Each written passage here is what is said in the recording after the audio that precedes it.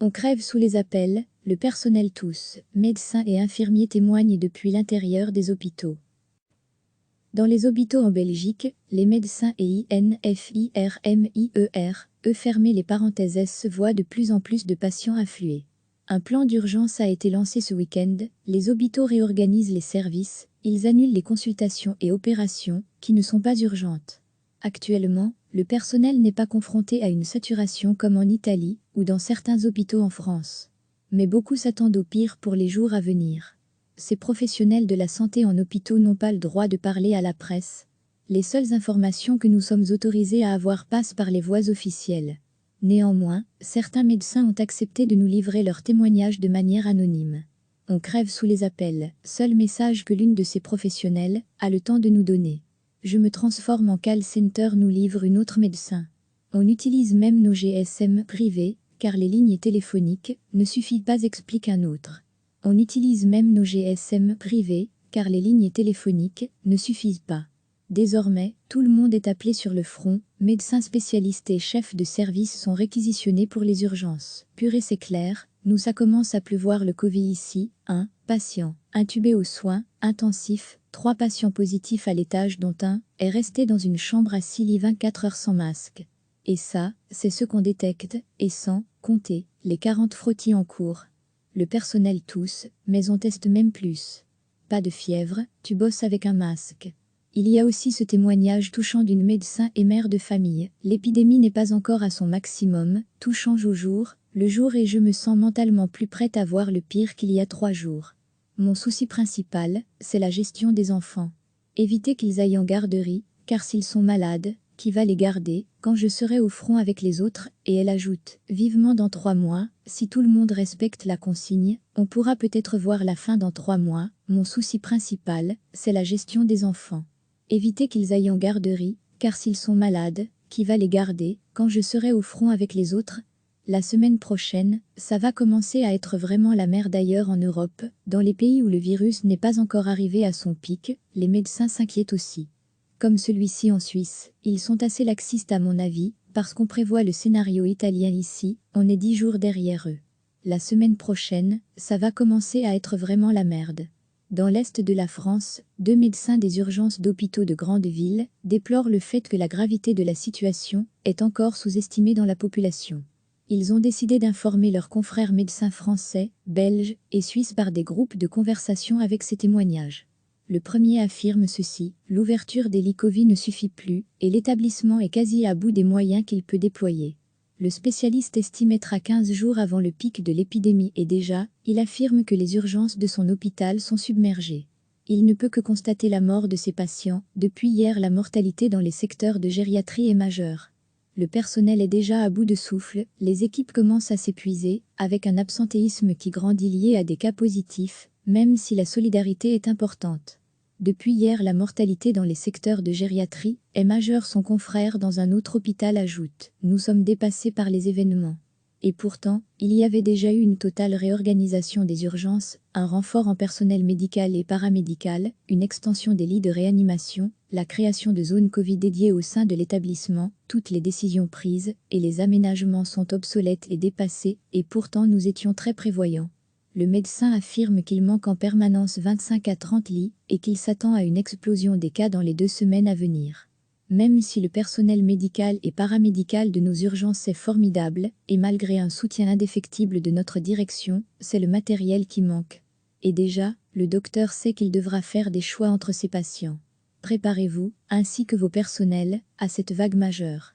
Il y avait un avant Covid-19, il y aura un après Covid-19, avec de très lourdes cicatrices.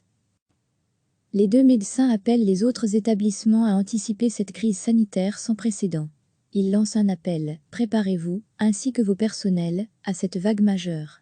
Il y avait un avant Covid-19, il y aura un après Covid-19, avec de très lourdes cicatrices. Elle était grand-mère, et voulait voir sa petite fille. J'ai sorti mon téléphone, et je l'ai appelée par vidéo.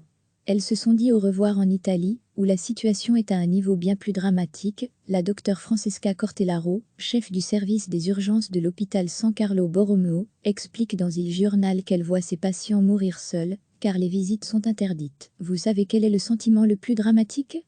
Regardez les patients mourir seuls, les écouter vous supplier de dire au revoir à leurs enfants et petits-enfants. Grâce à cette médecin, certains patients ont pu dire au revoir à leur famille par vidéo avant de mourir. Elle était grand-mère et voulait voir sa petite fille. J'ai sorti mon téléphone et je l'ai appelée par vidéo. Elles se sont dit au revoir. Elle est partie un peu plus tard. J'ai maintenant une longue liste d'appels vidéo. J'appelle cela une liste d'adieux. Le journal rapporte également ces propos du professeur Stefano Mutini, responsable de la réanimation. J'ai l'impression de me retrouver dans un tsunami que, quelle que soit la force avec laquelle je me débats, je ne pourrai jamais l'arrêter. Le principal problème est d'inventer de nouveaux lieux. Recevez chaque matin l'essentiel de l'actualité. Dans les hôpitaux en Belgique, les médecins et infirmières, fermez les parenthèses S, voient de plus en plus de patients affluer. Un plan d'urgence a été lancé ce week-end, les hôpitaux réorganisent les services, ils annulent les consultations et opérations qui ne sont pas urgentes. Actuellement, le personnel n'est pas confronté à une saturation comme en Italie ou dans certains hôpitaux en France. Mais beaucoup s'attendent au pire pour les jours à venir. Ces professionnels de la santé en hôpitaux n'ont pas le droit de parler à la presse. Les seules informations que nous sommes autorisés à avoir passent par les voies officielles.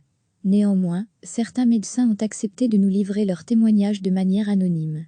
On crève sous les appels, seul message que l'une de ces professionnelles a le temps de nous donner. Je me transforme en call center, nous livre une autre médecin. On utilise même nos GSM privés, car les lignes téléphoniques ne suffisent pas, explique un autre. On utilise même nos GSM privés, car les lignes téléphoniques ne suffisent pas. Désormais, tout le monde est appelé sur le front, médecins spécialistes et chefs de service sont réquisitionnés pour les urgences. Purée, c'est clair, nous ça commence à pleuvoir le Covid ici. 1 patient intubé aux soins intensifs, 3 patients positifs à l'étage dont un est resté dans une chambre à 6 lits 24 heures sans masque. Et ça, c'est ce qu'on détecte, et sans compter les 40 frottis en cours. Le personnel tousse, mais on teste même plus. Pas de fièvre, tu bosses avec un masque. Il y a aussi ce témoignage touchant d'une médecin et mère de famille. L'épidémie n'est pas encore à son maximum, tout change au jour, le jour et je me sens mentalement plus prête à voir le pire qu'il y a 3 jours. Mon souci principal, c'est la gestion des enfants. Éviter qu'ils aillent en garderie, car s'ils sont malades, qui va les garder, quand je serai au front avec les autres, et elle ajoute, vivement dans 3 mois, si tout le monde respecte la consigne, on pourra peut-être voir la fin dans 3 mois, mon souci principal, c'est la gestion des enfants. Éviter qu'ils aillent en garderie, car s'ils sont malades, qui va les garder, quand je serai au front avec les autres? La semaine prochaine, ça va commencer à être vraiment la merde ailleurs en Europe, dans les pays où le virus n'est pas encore arrivé à son pic, les médecins s'inquiètent aussi. Comme celui-ci en Suisse, ils sont assez laxistes à mon avis, parce qu'on prévoit le scénario italien ici, on est 10 jours derrière eux. La semaine prochaine, ça va commencer à être vraiment la merde. Dans l'est de la France, 2 médecins des urgences d'hôpitaux de grandes villes déplorent le fait que la gravité de la situation est encore sous-estimée dans la population. Ils ont décidé d'informer leurs confrères médecins français, belges et suisses par des groupes de conversation avec ces témoignages. Le premier affirme ceci, l'ouverture des lits Covid ne suffit plus et l'établissement est quasi à bout des moyens qu'il peut déployer. Le spécialiste estime être à 15 jours avant le pic de l'épidémie et déjà, il affirme que les urgences de son hôpital sont submergées. Il ne peut que constater la mort de ses patients. Depuis hier, la mortalité dans les secteurs de gériatrie est majeure. Le personnel est déjà à bout de souffle, les équipes commencent à s'épuiser, avec un absentéisme qui grandit lié à des cas positifs, même si la solidarité est importante. Depuis hier, la mortalité dans les secteurs de gériatrie est majeure. Son confrère dans un autre hôpital ajoute « Nous sommes dépassés par les événements ».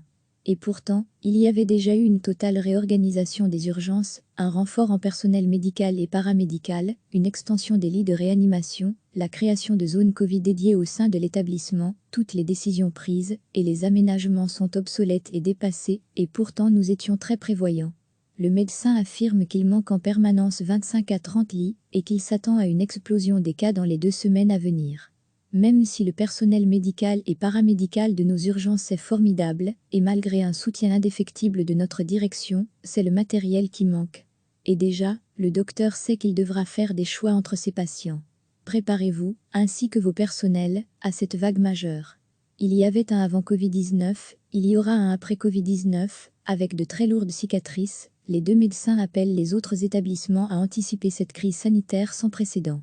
Ils lancent un appel, préparez-vous, ainsi que vos personnels, à cette vague majeure. Il y avait un avant Covid-19, il y aura un après Covid-19, avec de très lourdes cicatrices. Elle était grand-mère et voulait voir sa petite fille. J'ai sorti mon téléphone et je l'ai appelée par vidéo.